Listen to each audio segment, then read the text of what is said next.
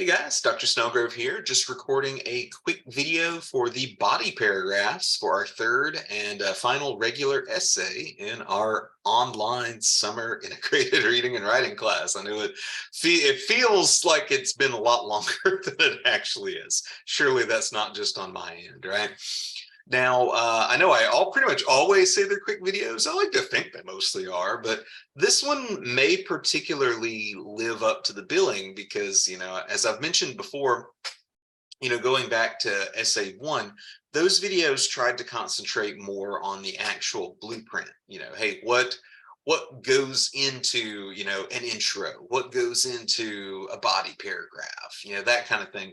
And so here you're talking about the body paragraphs for an argumentative essay. And here's the good news. I don't know if I've explicated this in previous videos, or maybe y'all just figured it out on your own, but you've kind of been practicing argumentative essays the entire time, right? Because when you go back to essay one, if you're in ENC 27, it's like, hey, are these tips still useful or not? And you argue, yes, they are, or no, they're not. If you were in ENC 27, you had to argue about like, hey, is poor budgeting, is kind of like poor budgeting, poor spending choices, is that the main cause of poverty? Yes or no. So you'd pick a position and then you'd argue it.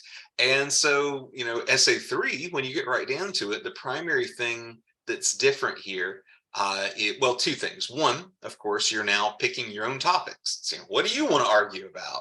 And the second thing is that you have to have, citations in there.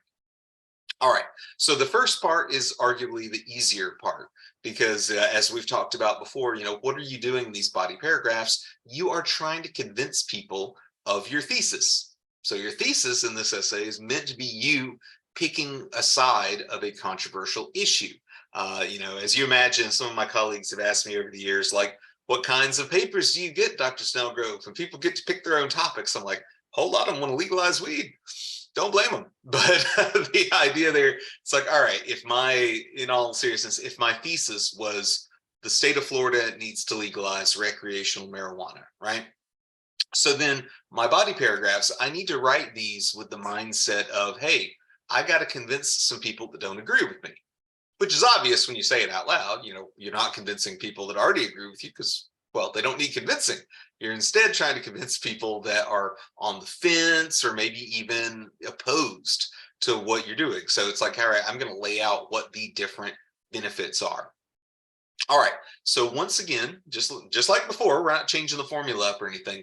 Your body paragraphs need to start out with a topic sentence. A topic sentence in this case, as always, is a supporting argument that helps prop up the main argument. So if my main argument is Florida needs to legalize recreational weed, then I'm going to, have a topic sentence, something like, the first reason Florida should legalize recreational marijuana is because it will bring the state plenty of extra money, right?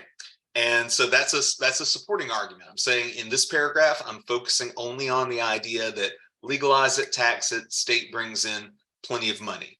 And so I will argue, how and why this is the case. I think I may have alluded to this in a previous video, but this kind of assignment lends itself very well to the research requirements of the essay.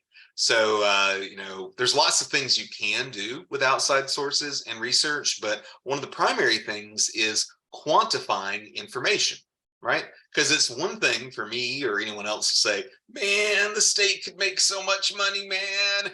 But then we can bring in a citation like, hey, look how much money, like Colorado made from legalized marijuana last year alone.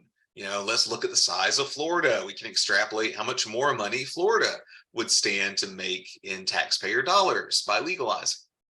So anyways, that would be my whole thing. Topic sentence, the first reason Florida should legalize recreational marijuana is that it will bring extra income into the state. Then I have several sentences where I back that argument up. And then we turn around and as always, we need to have a final sentence that wraps up the existing argument, but also in a perfect world transitions us to the next argument, which is, you're not stuck with them, but that's one of the reasons I always start with an outline assignment where students will have at least hopefully have an idea of what the next point in their paper is going to be. So if this was a paper that I was writing, my next point would be something along the lines of, the second reason Florida should legalize recreational marijuana is that it will make research into medical marijuana that much easier. Which is true, by the way. Medical marijuana is legal in Florida, but the drug itself is still federally illegal. So it can make it difficult if you're a state scientist, or especially a Fed, researching medical applications. It's that much more difficult. So anyways, if that's what my next point is going to be, then my last sentence on the Florida can bring in lots of money once they legalize it, I might say something along the lines of, in addition to helping the state of Florida save millions of dollars each year, legalization will also help the state save countless lives. And so that's my transition. I wrap up the idea like, hey, we're going to get lots of taxpayer dollars for this. I broach the idea it's going to save lives, and then we get to the second reason Florida should legalize recreational marijuana is that it will make research into medical marijuana applications easier. So just a perfect little segue into the next argument. We've talked about it on previous videos, so I don't want to take up much time here, but that's the whole thing. If you've ever had old teachers who are like, oh, your essay doesn't flow like it should. And you're like, how the hell do I make my essay flow?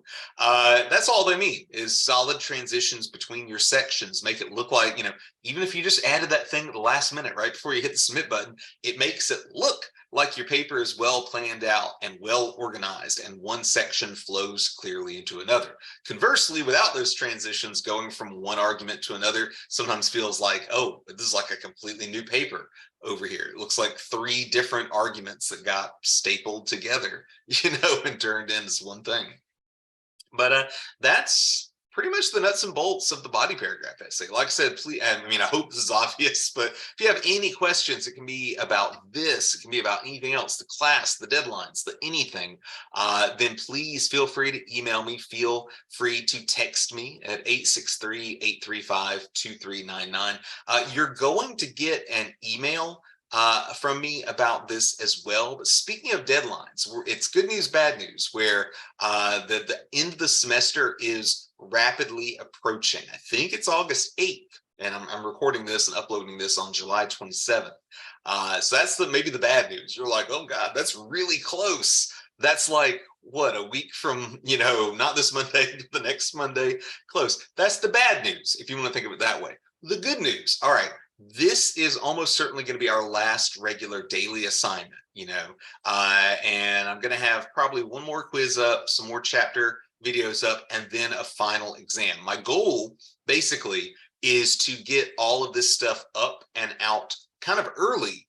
And that way, like for instance, just using those dates I threw you, I want to have this stuff online no later than Monday, probably earlier than that. And the idea is you would then have a complete week at your own pace to finish whatever you got to do in this class. That might include finishing up essay 3. That might include finishing quizzes you didn't get to, or old little daily assignments. And don't forget, it'll also include if you want to rewrite previous essays, because we only got 3 major essays in here. But if you weren't happy with grades for essays 1 and 2, or maybe you're just like, I bet I could do better, especially based on my teacher's feedback, then you can do rewrites. You can email the rewrites to me and get a completely new grade. So this is around the time of the semester I always start aggressively pimping the rewrites, because you literally have nothing to lose but time.